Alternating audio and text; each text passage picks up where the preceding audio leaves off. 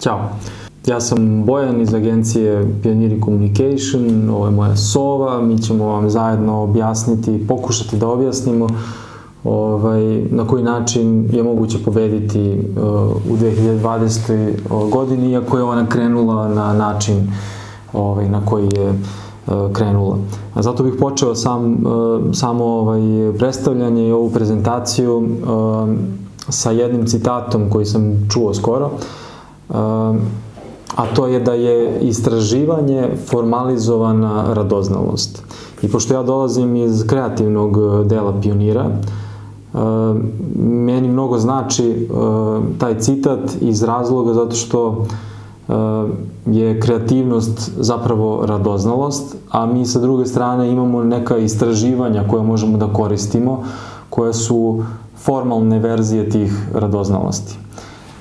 Hoću da kažem da ima radoznalost i ta formalizovana radoznalost su jako bitne stvari bez kojih možemo samo da nagađamo i opipavamo stvari u mraku, i to znaju svi ljudi koji se bave istraživanjima. Zašto pominjem non stop istraživanja? Zato što ćemo kroz ovu prezentaciju proći kroz 9 stavki koje sam ja odabrao iz istraživanja koje su pioniri radili zajedno sa Smart Plus Researchom i koji se tiču stanja u društvenim medijima u 2020. godini. Mi već zadnje 3-4 godine radimo ta istraživanja i pratimo na koji način se kreću navike ljudi. Potreba za tim istraživanjem nastala je zato što smo u jednom trenutku, prateći globalne podatke, čitajući stvari na engleskom, prateći šta rade drugi brendovi, ukapirali da nama to nije dovoljno, već da su nam potrebni relevantni lokalni podaci sa kojima ćemo da pomažemo i usmeravamo brendove za koje radimo. I mislim da iako je istraživanje direktno u vezi sa Srbijom, da se sa malim razlikama može primeniti bilo gde u regionu, jer je puno jedinstvenih uvida i stavova o brendovima od potrošača naravno, i oglašavanju i korišćenjem nekih društvenih mreža. Volio bih isto da kažem još jednu stvar u istraživanju, a to je da je samo istraživanje rađeno na reprezentativnom uzorku od 1000 ispitanika po starosnim strukturama i grupama. Naravno, ispitanici odgovaraju na neke setove pitanja i javna verzija je dostupna na pioniri.com našem sajtu, dok je premium verzija sa detaljnim i dubljim uvidima dostupna korisnicima koji žele da je kupe. Zašto je bitno to istraživanje? Videli smo i na ličnom primjeru. Kada smo iz 2018. i 2019. upoređivali rezultate, tada smo i pored nekih najava videli da u Srbiji pada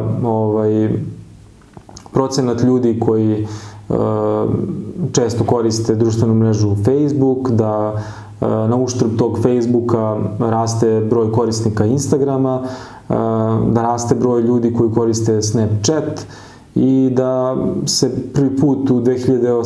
2019. pojavio i TikTok koji je sa 3% učestvovao u korišćenju društvenih mreža u Srbiji. Da bismo, baš iz tog razloga, da bismo bili oprezni do kraja ove 2020. godine, kao što sam obećao, proći ćemo kroz neke detalje istraživanja i ja ću pokušati da na svaki od tih podataka dam odgovor i svoje razmišljanje o tome na koji način se treba ponašati u odnosu na taj podatak. Pa možemo da počnemo. U prvom podatku istraživanja kroz koje ćemo proći i koje nosi naslov Novo istraživanje, ali star narod, govori se o tome da 94% ljudi su rekli da imaju nalog na jednoj od društvenih mreža. Što znači da je to deo populacije koje je između 13 i 65 godina. Ja bih u tom podatku otkrio još jedan podatak, a to je da u starosnoj granici između 55 i 64 godine, koji spadaju u baby boomerse, oni dalje imaju veliki, visok procenat ljudi koji koriste društvene mreže, to je 79%. Baš iz tog razloga, moj savjet i preporuka za brendove je da se ne isključuju stariji ljudi iz oglašavanja iz kampanje. Pre svega, oni imaju naloge na društvenim mrežama u velikom procentu. Primarno se nalaze na Facebooku i na YouTubeu. I dalje su veliki potrošači u nekim istraživanjima koje su bila dostupna, čak je bilo vidljivo da su veći potrošači od millennialsa. Onda tokom vanrednog stanja koje nas je zadesilo sve u regionu, oni su proširili spektar svojih navika, tako da su više navikli na društvene mreže, možda su više navikli na kupovinu online i to svakako ne bi trebalo zanemariti.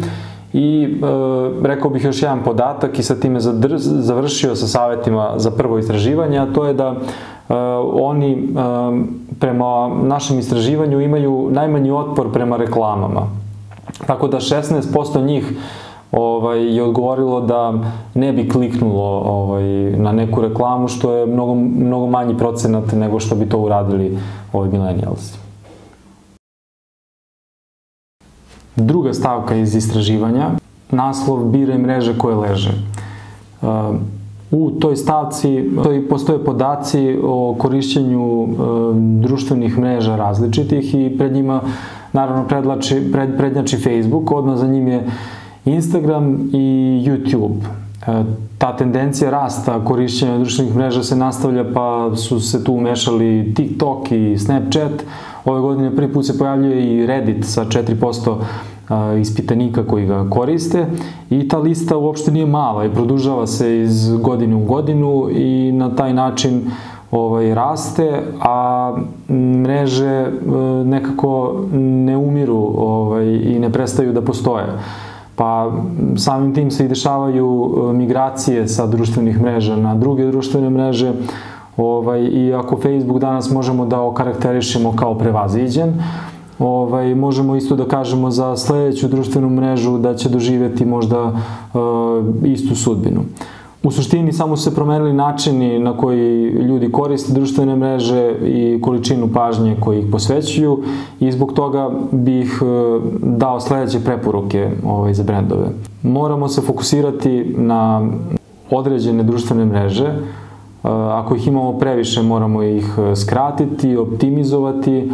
Nisam pobornik toga da se TikTok kao nova društvena mreža koristi po svaku cenu, jer za TikTok je potrebno napraviti ozbiljnu strategiju. TikTok je velika video platforma koja je popularna svuda u svetu, beleži rast i kod nas.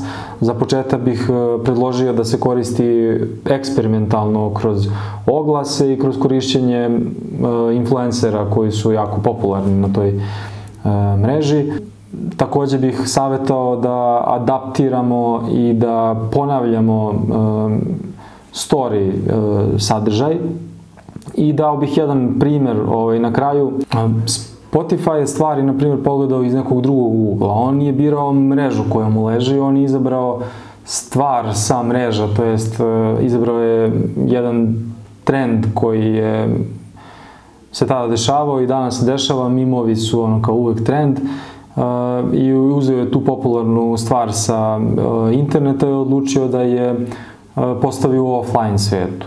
To je izazvalo bumerang reakciju i korisnici su počeli masovno da te billboarde kače na društvene mreže. Oni su izgledali, možete je videti negde ovde oko mene, igrali su se sa tom dualnošću svačijeg mišljenja i istraživali su to kako ja isto mogu da jako želim da budem jutarnja osoba koja će ustajati rano ujutru i završavati sve obaveze na vreme, a isto tako mogu da kažem za sebe da sam neko ko sluša playlistu Party All Night na Spotify. Ako koristimo neke od društvenih mreža i ako želimo da sasečemo i da ih optimizujemo, predlažem sledeće kombinacije, brzo ću, Instagram, YouTube, Facebook, Instagram, koja je najčešća kombinacija, Instagram, TikTok, za neke biznis profile, LinkedIn i Facebook, ili samo YouTube i influenceri. I zapamtite na kraju, što god da uradite, kajaćete se. Ako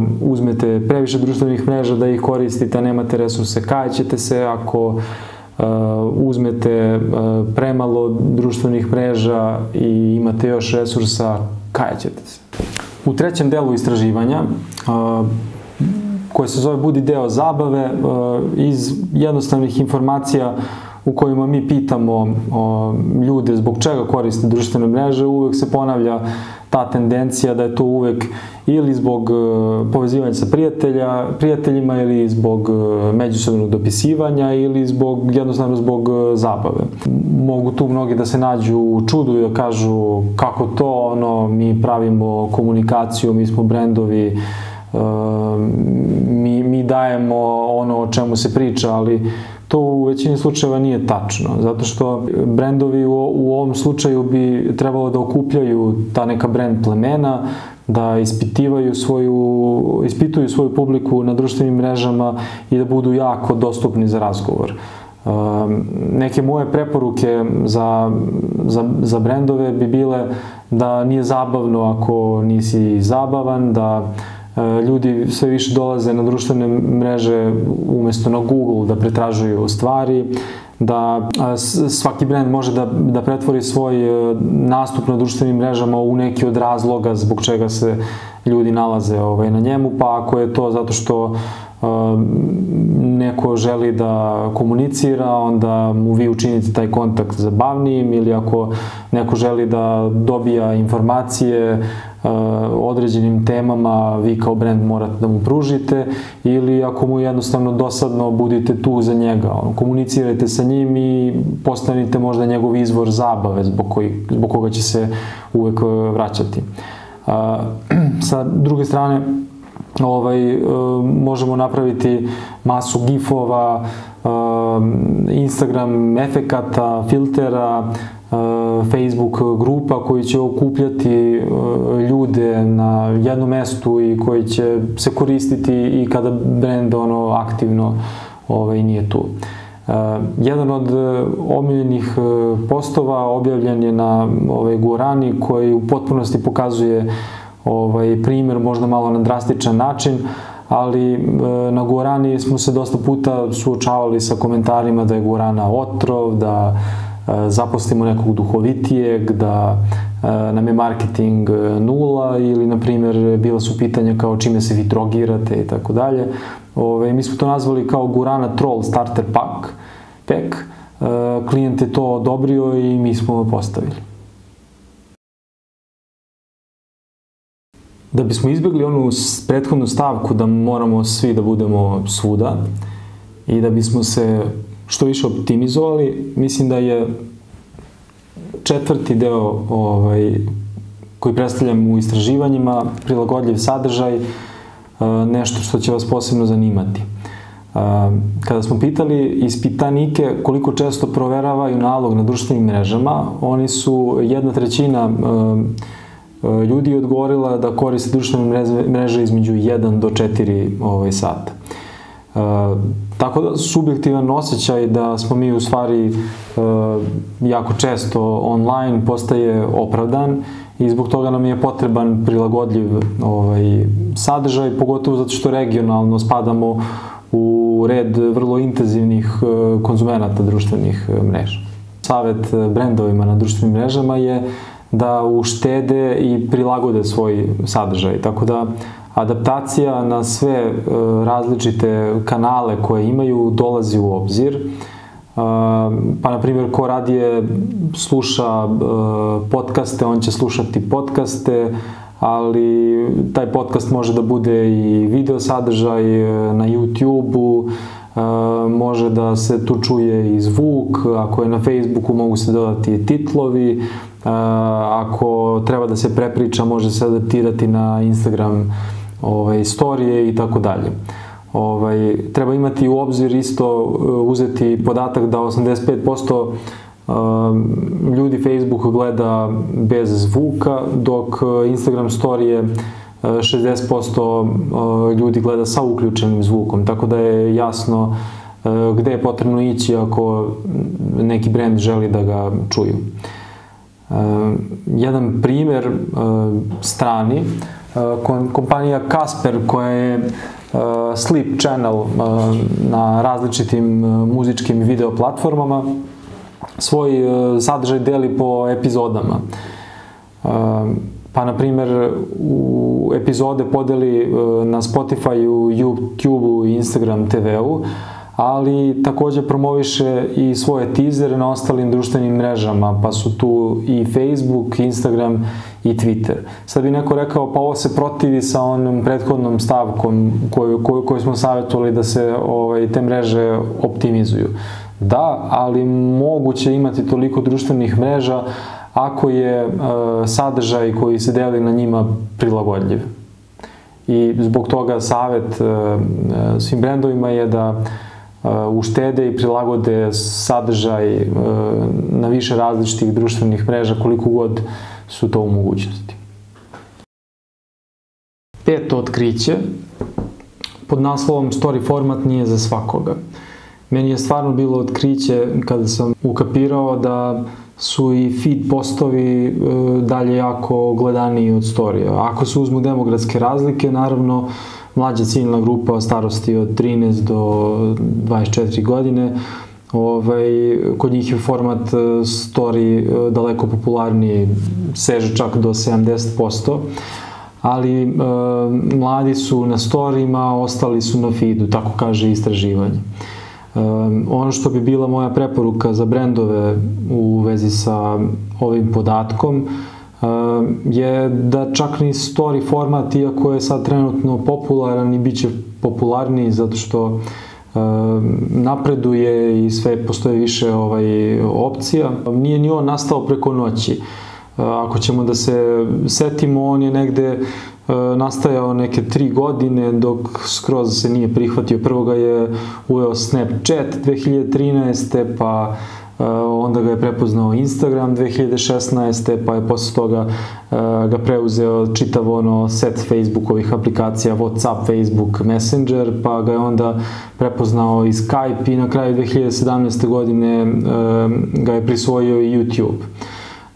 Znači, trebalo je 3 godine da se prihvati da story format savršeno staje u format telefona. Dominantan je kod mladih, zbog toga ga treba koristiti na više na brendovima koji targetiraju tu ciljnu grupu.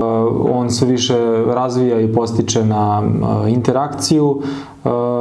Već smo u nekom od prethodnih delova predavanja rekli da je video, to jest zvuk, mnogo slušaniji na story formatu i jedan od odličnih primjera edukativnih koji sam video na Instagramu je New York Public Library, njujorška biblioteka koja ima Instagram priče sačuvane u highlightsima i koje uvek možete pročitati.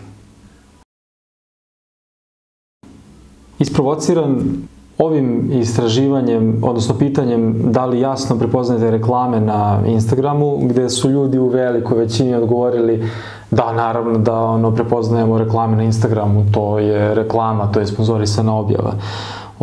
Ali mislim da taj podatak se već godinama unazad ponavlja i pojavljuje u svim istraživanjima prethodnim i negde u nekom trenutku treba reći je kao dosta je, nije toliko ružno što se prepoznaju oglasi, javni su, vidljivi su, ali treba se pozabaviti kvalitetom tih oglasa i manje tradicionalnim oglasnim rešenjima kao što su statične slike.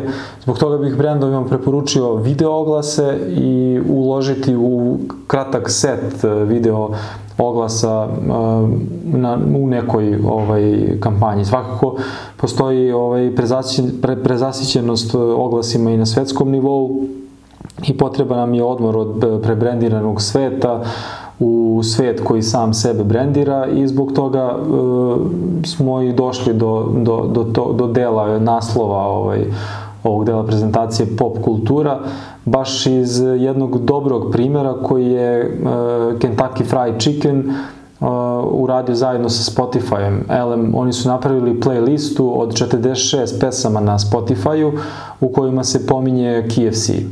Hoću da zaključim da ti ponavljanjem i prepoznavanjem dosadnih oglasnih formata, istina je da svi vole akcije, ali akcijama se ne podiže inovativnost brenda, već se samo čini usluga kupcima. 7. stavka.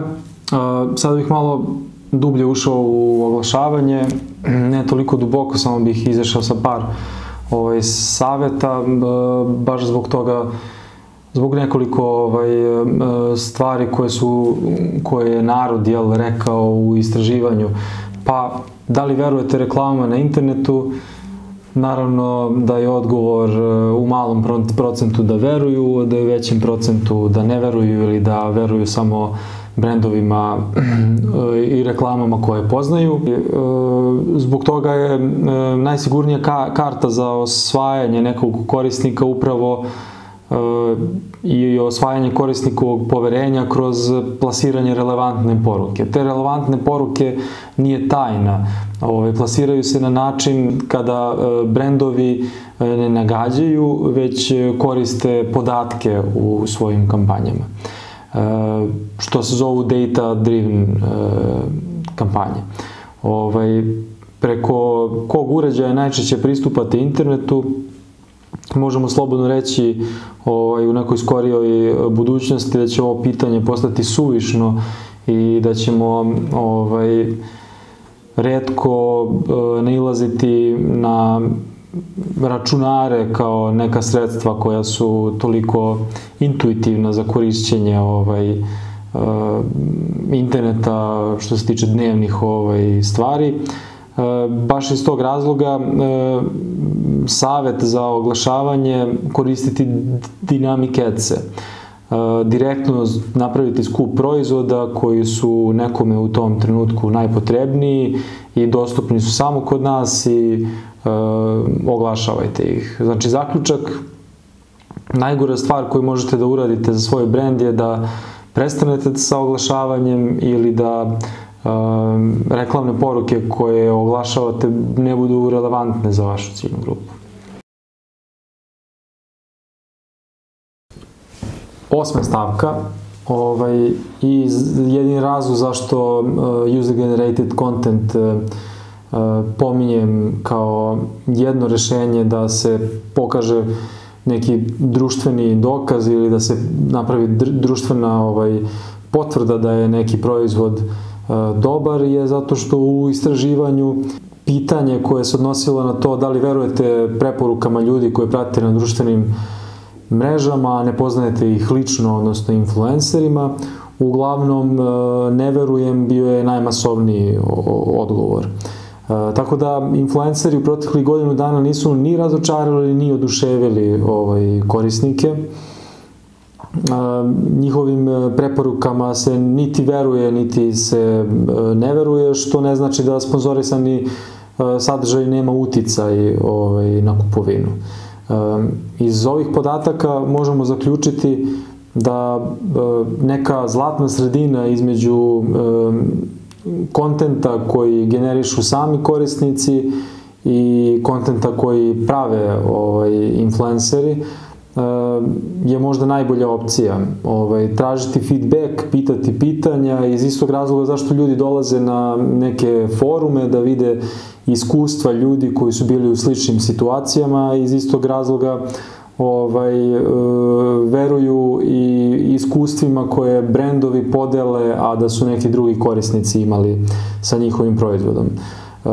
Neki direktni utisci, recenzije, podelite dobar komentar koji ste imali u komentarima na vašim društvenim mrežama, pa cela priča oko brenda kao što to radi Supreme ili Airbnb, ceo Instagram je sklopljen u stvari od iskustva korisnika, hostova, koji promovišu svoje stanove i ture, pa čak i Laš koji u jednom trenutku i javno objavio da je zatvorio svoje društvene mreže, da mu nisu potrebne, ima svoj Laš community hashtag i nastavlja da podržava i postoji kroz svoju zajednicu. Kao zaključak, možda kroz ovo istraživanje odgovor jeste da ne verujemo influencerima, ali možemo da verujemo generisanom kontentu od korisnika koji su bili u nedavnoj situaciji kao i mi koji želimo da postanemo kupci, a videli smo taj sadržaj na društvenim mrežama. Za 9. stavku nemam baš utemeljeno istraživanje, ali mislim da je jako važno za svaki brand, jer se u direktnoj komunikaciji, u community managementu, znači u direktnoj komunikaciji brenda sa korisnikom, najviše vidi posvećenost tog brenda i resursi koje taj brend ima i koliko ulaže u sebe. Zbog toga ću proći kroz 6 stavki, ali pre toga samo da kažem jednu jako važnu stvar koju stalno ponavljam svima. Postoji ona ozloglašena grupa gde se objavljuju različite greške community menadžera ili kako je moglo ovaj brand da postavi i tako dalje. Ja to gledam malo sa pozitivnije strane, zato što mislim da ko nije izašao na toj grupi kao da nije živeo kao community menadžer, niti je bio primećen. Tako da slobodno grešite, slobodno ispravljajte stvari, budite ažurni, predupredite nedoumice, postavljajte pitanja svojim fanovima, svojim kolegama, svojim klijentima, pokažite empatiju, izađete sa razumevanjem, čak i ako ste vi pogrešili, recite da ste pogrešili, slušajte, čitajte svaki komentar i oprezno obećavajte stvari. Glavni zaključci na kraju: kako pobediti 2020. godinu? Pre svega, nemojte zaboraviti delove ciljnih grupa o kojima niste razmišljali. Zabavite se, pravite kontent za društvene mreže koji će ljudi pamtiti. Gledajte da story format koristite pravilno i da oni stvarno pričaju priču. Preispitajte količinu vaših društvenih mreža i nemojte ih smanjivati po svaku cenu, već preispitajte i prilagodite sadržaj. Pokušajte da postanete deo kulture, deo zajednice. Ne odustajte od oglašavanja, postoji raznih oglašivačkih formata koji će vam preporučiti vaša medijska agencija. I pored nepoverenja koje istraživanje pokazuje u vezi sa influencerima, ne odustajte od njih, ali koristite i user-generated content i ne zaboravite da je community management u stvari ulaz, predvorje i prva interakcija nekog korisnika sa vašim brendom na društvenim mrežama i negujte i gradite taj odnos. Na samom kraju dao bih još jedan dodatni savet, kao da li je moguće pobediti 2020. godinu, da li je to nemoguća misija. Mislim da treba da se vratite na početak ove prezentacije i da razmislite od prve stavke, a to koji vam je cilj. Znači, prvo morate da izaberete cilj.